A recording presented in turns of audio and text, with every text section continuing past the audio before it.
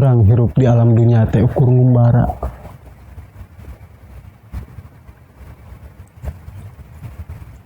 Siga kapal anu balabu di darmaga di palabuhan. Dina waktuna urang kudu beber layar, tarik jangkar, pikeun nyorang mangsa kalanggengan.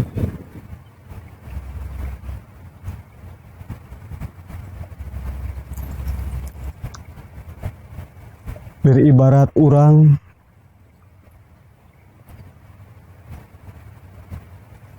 milu mondok diinggon batur, sagala diayakeun, kasur nu empuk, simut nu haneut, nepikeun ka katuangan dipangnyadiakeun.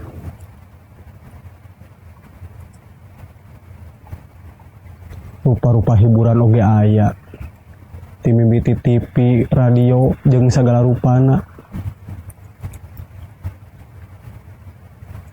Tapi teu bisa salawasna. Dina mangsana urang ninggalkeun eta pondok, di mana mangsa urang ninggalkeun eta enggon. Naon nu aya di eta enggon teu bisa dibawa balik ku urang.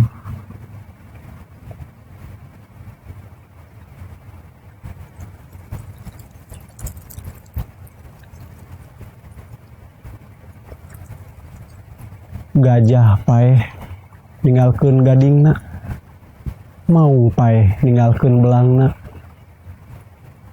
manusia paeh bakal panggih jeung ngaranna balitungan.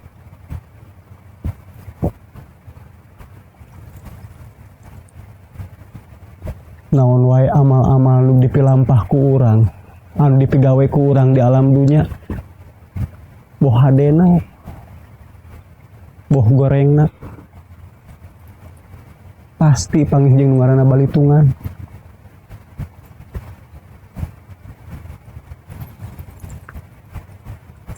Cilaka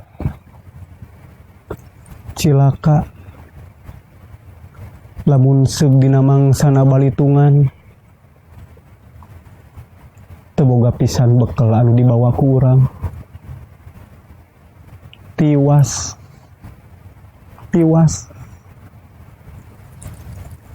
lamun dina mangsana balitungan justru loba teuing kagorengan anu dipilampah.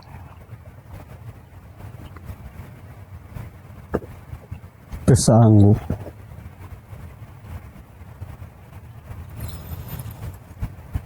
Tong kajongjonan teuing,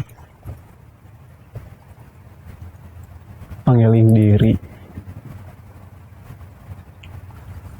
Tong kageunahan teuing,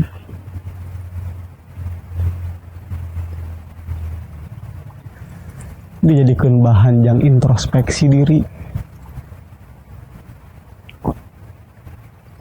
Sabab teulana ngan sakedeung umur urang.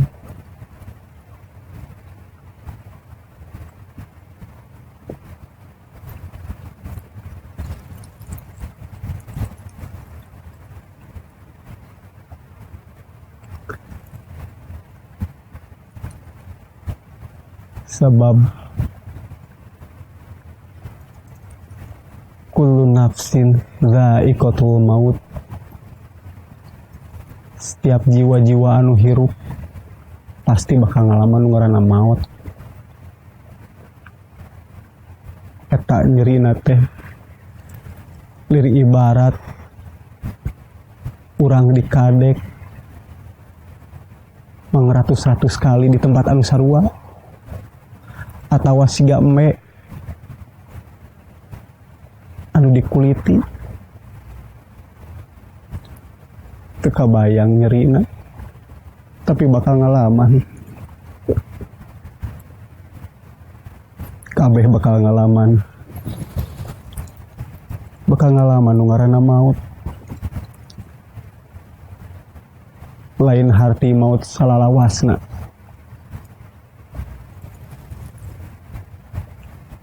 Cukup ku ngalaman maut, sanggeus kitu urang teh hirup deui. Nya nyorang balitungan teh ya.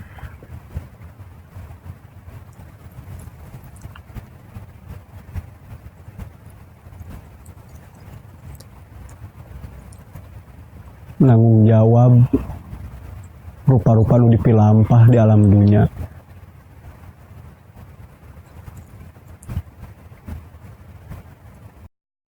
Ayeuna alam dunya nu sakitu endahna teh nyata karasa.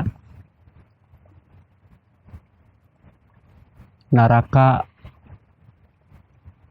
ukur carita, tapi dina mangsana naraka teh nyata, dunya anu ukur carita.